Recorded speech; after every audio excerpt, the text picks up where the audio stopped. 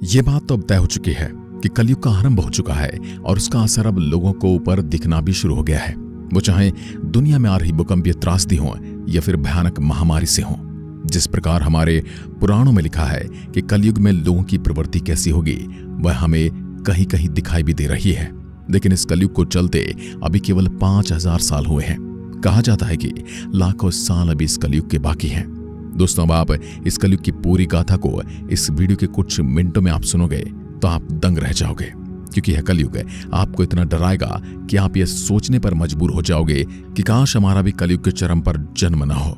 आखिर ऐसा क्या होगा कलयुग में और कैसे शुरुआत होगी इस कलयुग की। आपके दिमाग में कभी कलयुग के बारे में यह ख्याल जरूर आया होगा कि कलयुग इस धरती पर कैसे आया होगा। तो जानेंगे आज के इस पूरे वीडियो में, तो बने रहिएगा हमारे साथ एंड तक। आप देख रहे हैं mystery of God YouTube channel. हमारा चैनल आपको इसी प्रकार की धार्मिक जानकारी सबसे पहले देता है। तो अगर आपने सब्सक्राइब नहीं किया है तो रेड बटन दबाकर सब्सक्राइब कर लीजिए। दोस्तों, सनातन धर्म विश्व का सबसे प्राचीन धर्म है। हमारे पुराणों में 4 युगों का वर्णन है: सतयुग, त्रेता युग, द्वापर युग और कलयुग। कलयुग को एक श्रापित युग कहा जाता है। क्या आपको पता है कि पृथ्वी पर कलयुग की शुरुआत कैसे हुई? आप सभी ने यह तो जरूर ही सुना होगा कि कलयुग शुरू हो चुका है, लेकिन इसके सबूत क्या है? कलयुग शुरू हो चुका है। चलिए सबसे पहले हम आपको पुख्ता प्रमाण दिखाते हैं। महान गणितज्ञ आर्यभट्ट ने अपनी पुस्तक आर्यभट्टियम में इस बात का उल्लेख किया है कि जब वह 23 वर्ष के थे तब कलयुग का 36वां वर्ष चल रहा था। आंकड़ों के अनुसार आर्यभट्ट का जन्म 476 ईसा पूर्व में हुआ था। गणना की जाए तो कलयुग की स्थापना 3102 ईसा पूर्व में हो चुकी थी।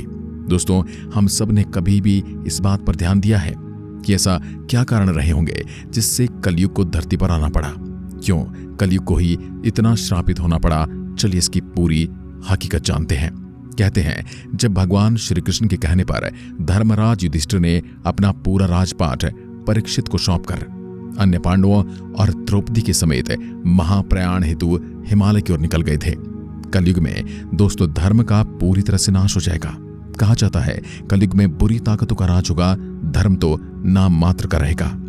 एक कहानी के अनुसार उन दिनों धर्म खुद बैल का रूप धारण कर गाय के रूप में मौजूद पृथ्वी देवी से सरस्वती नदी के किनारे पर मिलते हैं। गाय रूपी पृथ्वी के नयन आंसुओं से भरे हुए थे। उनकी आंखों से अश्रु बह रहे थे। पृथ्वी को दुखी देख धर्म ने उनसे उनकी परेशानी का कारण पूछा। धर्म ने कहा, देवी, तुम ये देख कर तो नहीं रो रही हो कि मेरा बस एक पैर है, या तुम इस बात से दुखी हो कि अब तुम्हारे ऊपर बुरी ताकतों का शासन होगा? इस सवाल पर पृथ्वी देवी बोली, धर्म, तुम तो सब कुछ जानते हो, ऐसे में तुम जले पर नमक लगाने का काम क्यों कर रहे हो? भगवान श्री कृष्ण के अपने धाम चले जाने के बाद पापी कलयुग ने मेरे ऊपर कब्जा कर लिया है। भगवान श्री कृष्ण के जाने के बाद यहाँ से सत्य, पवित्रता, क्षमा, दया, संतोष, त्याग, ज्ञान, वैराग्य, शौर्य, तेज, कांति, कौशल, कोमलता, धैर्य, अहंकारहीनता सब गुण चले गए हैं। स्वामी भगवान श्री कृष्ण के वैकुंठ धाम जाने के वजह से कलयुग ने मुझे जकड़ लिया है। यूं कहें कि उसने मुझ पर कब्जा कर लिया है। पहले भगवान कृष्ण के चरण मुझ पर पड़ते थे तो इसकी वजह से मैं खुद को सौभाग्यशाली मानती थी, मैं धन्य धन्य हो जाती थी, परंतु अब ऐसा नहीं है। अब तो सब समाप्त हो चुका है। शायद मेरा सौभाग्य ही समाप्त हो चुका है। धर्म और पृथ्वी आपस में बात ही कर रहे थे, तभी वहां पर एक असुर रूपी कलयुग आ पहुंचा और बैल रूपी धर्म और गाय रूपी पृथ्वी को मारने लगा। इतने में राजा परीक्षित वहां से गुजर रहे थे। जब उन्होंने ये दृश्य देखा, अपनी आंखों से देखा, तो कलयुग पर बहुत क्रोधित हुए। राजा परीक्षित ने जब बैल और गाय को देखा तो उन्होंने धर्म और पृथ्वी देवी को पहचान लिया। राजा ने अपने धनुष पर बाण रखते हुए कलयुग से कहा, दुष्ट पापी तू कौन है? इन निर्दोष गाय और बैल को क्यों सता रहा है? तू महान अपराधी है, तेरा अपराध क्षमा योग्य नहीं। आज तेरा वध मेरे हाथों से निश्चित है। इतना सुनकर कलयुग भी भयभीत हो गया और अपने असली रूप में आकर परीक्षित के सामने गिड़गिड़ाने लगा और उनसे क्षमा याचना करने लगा। राजा परीक्षित तो कलयुग की क्षमा याचना पर दया आ गई और उसे जीवन दान दे दिया, लेकिन उनका क्रोध अभी भी कम नहीं हुआ था।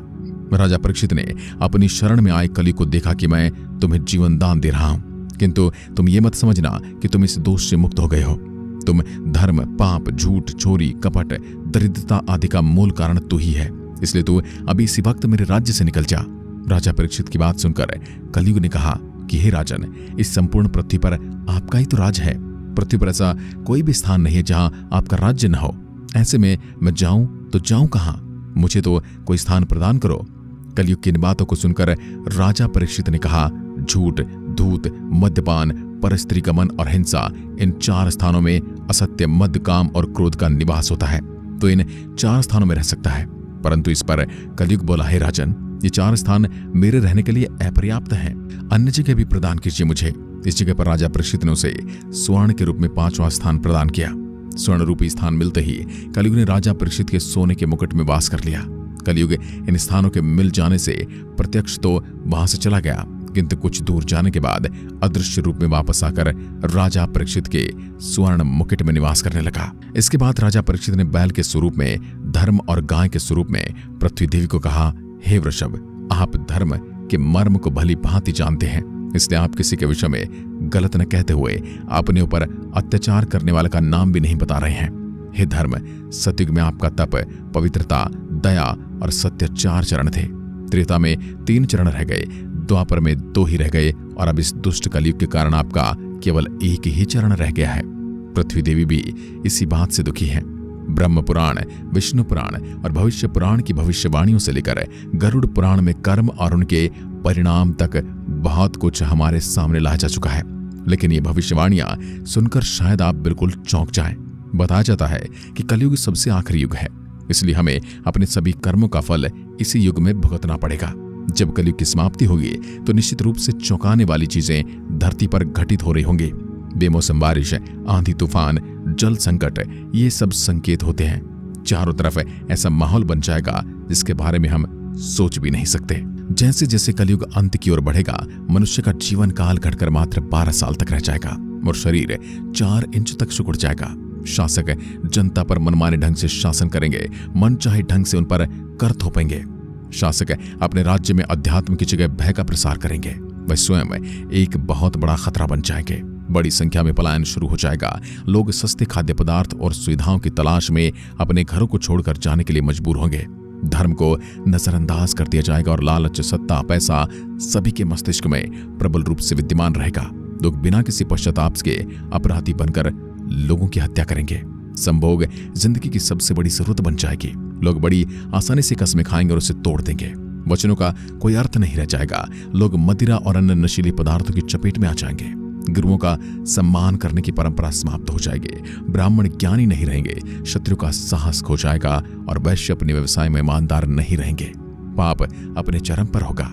वैदिक शास्त्रों के अधिकांश व्याख्याकार जैसे भक्ति सिद्धांत सरस्वती गोस्वामी और उनके शिष्य भक्ति वेदांत स्वामी प्रभुपाद का मानना है कि पृथ्वी वर्तमान में कलयुग में है और यह इस काल में 4,32,000 वर्षों तक रहती है।